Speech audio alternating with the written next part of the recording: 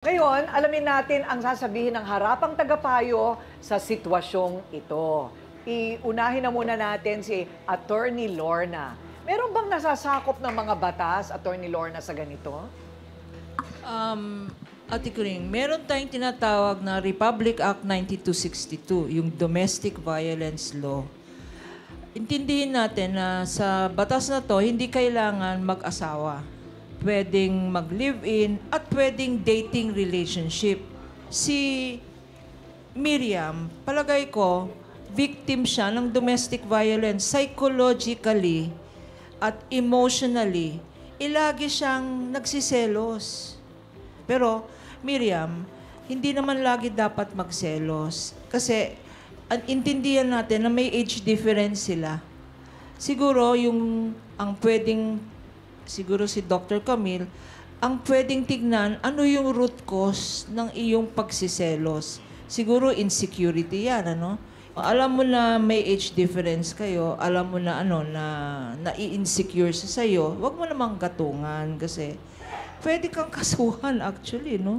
Ng domestic violence law. Pwedeng kumuha ng protection order sa barangay para bawalan kang makipaglandian dyan sa mga yan, ano.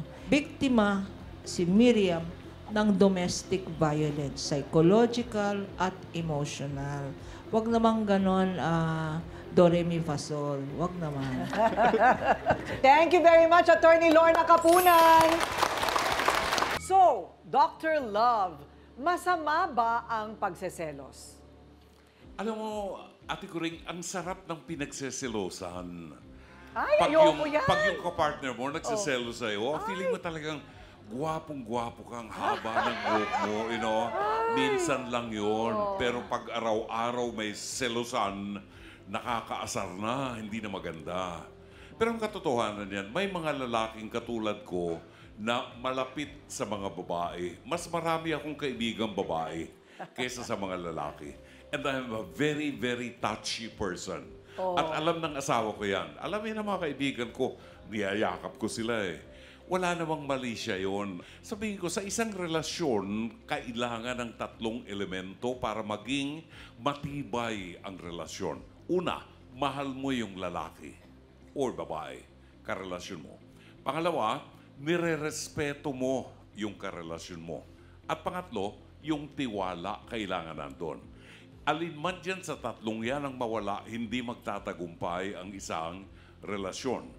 Now, ang lalaki, pag lolokohin ka niyan, miski anong gawin mo, hindi mo pwedeng bantayan ng 24 oras yan. Gagawin namin yan kung gusto ka naming lukuhin. Pero pag nandun yung pagtitiwala mo sa kanya, alam niyang masasaktan ka kasi mahal ka niya. So patunayan mo sa kanyang nagtitiwala ka, mahal mo siya at nire-respeto mo siya, ibabalik niya yun sa'yo. Kasi pag selosa ka, lahat ng gagawin ng pinagseselosan mo, masama ng tingin mo. Ang tanong, kayo ba'y may commitment sa isa't isa? Meron ba kayong daluyan ng biyaya ng Diyos sa pagsasama niyo? Meron ba kayong, sumailalim ba kayo sa sakramento ng matrimonyo? Kung wala, itong problema, yung sense of insecurity, kasi hindi mo siya asawa, kalidin mo lang siya. I wish you all the best. Ayan. Thank you, Dr. Love.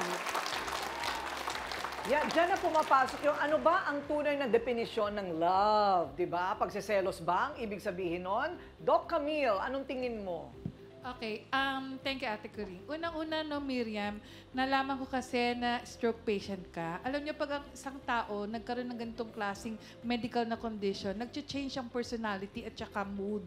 Oh, wow. So, maaaring naapektuhan ito in the sense na, syempre, pag yung ganyan, nai-stress ka, tumataas yung cortisol level. Pag mataas ang cortisol level, nai-stress ka kung ano-ano naiisip natin. Nagkakaroon tayo ng anxiety, nadidepress tayo kasi feeling natin, pag lumayo yung partner natin, may ginagawang hindi maganda.